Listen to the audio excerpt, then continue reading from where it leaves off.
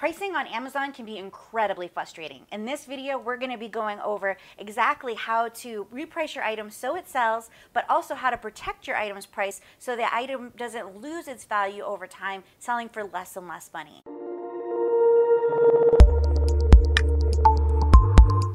Repricing is really important on Amazon because the biggest thing is that it will affect the buy box. In the last video, we talked about what the buy box was, and that it's basically when Amazon says that, when somebody clicks add to cart, you get that buy button. So you're going to get that purchase from somebody clicking that add to cart button.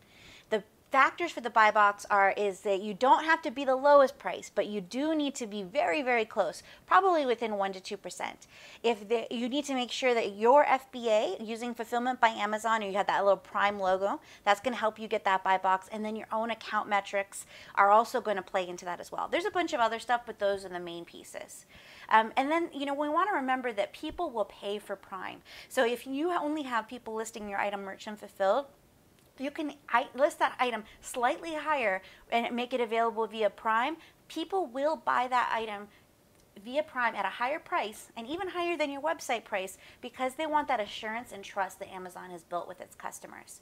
If you have products that you don't feel like it's appropriate to send into Amazon, or maybe you have a really wide SKU count and it just doesn't make sense to send that much inventory to Amazon, then I really recommend that you check into what's called Seller Fulfilled Prime. Seller Fulfilled Prime is where you fulfill the item, so you're still going to ship the items to the customer. And you got to do it really quick. There's a lot of program guidelines on that, but you can send those items really quick directly to the customer, and you still get that Prime denotation, that little logo, and ability to win the buy box, even though you haven't sent your items into Amazon. So that can be a big bonus point if somebody hasn't known about that. So make sure you find out about Seller Fulfilled Prime. Now, with repricing, you want to make sure that, this video is primarily geared towards people who are selling on Seller Central. Because if you're selling on Vendor Central or Vendor Express, Amazon is going to be repricing for you. But what you want to know how Amazon repricing works on this side, even if you're going to be selling through Vendor Central, because Amazon will come down to match third-party sellers often. There are a lot of programs that will help people manage their repricing.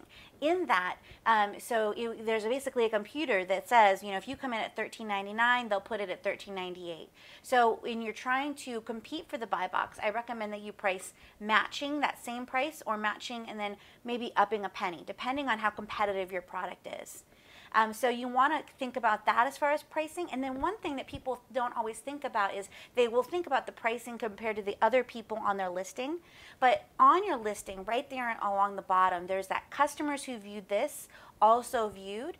And if you can see down here that there's highly relevant products that are much lower cost than yours, it could be that customers are leaving your page and not coming back to purchase. There is a report that will actually help you see that. It's called the Detailed Sales and Traffic by Child report. So if you're really into reports, you're an advanced Amazon seller, check out some information on the detailed sales and traffic by child, and that will tell you if people are coming to your page and leaving and not coming back.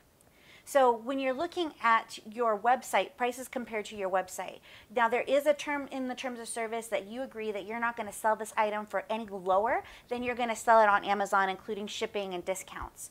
So one way to kind of be able to maximize your sales across the board is to sell through a third-party seller. So you're going to sell as a wholesale to a third-party seller, a third-party vendor, and then you're going to have them price, you're going to have an agreement with them to price above your MSRP. So it's going to be very similar to an online mapping pricing. You're going to want to check with your attorney, make sure you don't have any antitrust issues, because that's always scary. But ideally, you want your price on Amazon to be slightly higher than your website price. The reason is that for some people, if it doesn't exist on Amazon, it doesn't exist. So even though your fees are higher, it's important to have your item on Amazon so it's available to those customers. There are other customers that are looking for the best deal. And so once they find your item on Amazon, they will Google your website, and then they will find your website and make a purchase on there if it's less expensive. So that allows you to get those price-sensitive customers in through your website, where you're going to make higher margins, and you control the sale. You get the information from the client, which is ideally better. So it's going to really help you get the best of both worlds. So having that item priced higher on Amazon than it is on your website will help the effect of Amazon cannibalizing your e-commerce sales. So we want to remember that, you want to look at Amazon fees. We have the FBA revenue calculator here. This link is really amazing, and what it does is you put in your product because it gets the category information and the weight and size of your item, and you can put in the different amounts of costs, so what you're planning on selling it for, how much it's going to cost you to ship to Amazon, how much the item costs, and you'll be able to see exactly the fee breakout for Amazon FBA. So that's really going to help you in better determine exactly what's going on for how much those Amazon fees are. Because if you try to guess on Amazon fees, you're going to get hurt, because especially on items under $10, Amazon takes a huge percentage. So make sure that you reach out if you have any questions about how you should price your items or how you should package your items together so you make the most profit.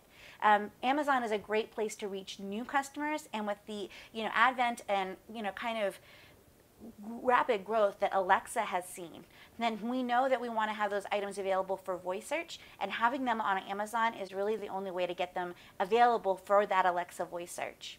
Controlling your price going down is a big concern for a lot of brands.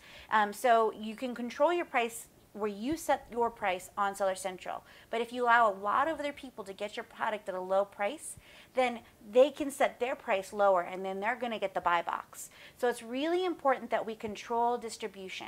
So you know who is going to be selling your items on Amazon, you keep track of that, and you are really strictly enforcing your online selling policies. We have a lot of information, so if you're struggling with this, or you're struggling with people who are jumping on your listing with a similar but different product, please reach out to us. That is something that we can help you with. One pitfall for solving these kinds of issues can be people will try to file false intellectual property claims through brand registry. This is a really bad idea, and sellers are starting to get ready to start suing companies. It could be a tortious interference. It could be an anti-DCMA case. So it could be a lot. Don't do that. Anybody who's recommending that, run from their advice. It's not good advice. And Amazon does not look kindly on people that abuse their system. So it's a great way to get in Amazon's bad side, which is definitely something we don't want. You want to remove as many VAT violators as possible, but you want to do it through managing your relationships with your retailers and with your distributors, not through Amazon's interface. Amazon has said they don't want nothing to do with it, and they mean it. So unless you're Nike or you are Disney, you're not going to get Amazon to gate your brand more than likely. It's going to be easier and faster for you to control the distribution than it is going to be for you to try to force your way through Amazon's system.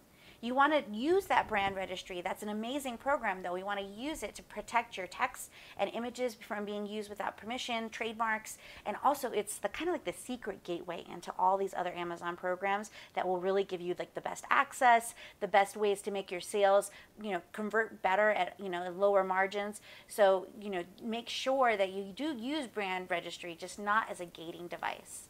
So that is our information on repricing. So it's about making sure that your price is competitive within your listing, competitive compared to the listings that are going to be on that customers who viewed also with this, and then to watch for your price having too many sellers on it, causing that price of the item to become volatile and to actually lower over time. We want to really protect your distribution. If you have any questions on those, reach out. Make sure you watch the next video, which is really kind of how everything puts together. Amazon is you have to come at it as a very holistic approach. So with Amazon, once you have your listing, once you have your pricing strategy, now it's time for us to really amp up and pour gasoline on what's already working, and we're going to show you how to do that in the next video on advertising on Amazon.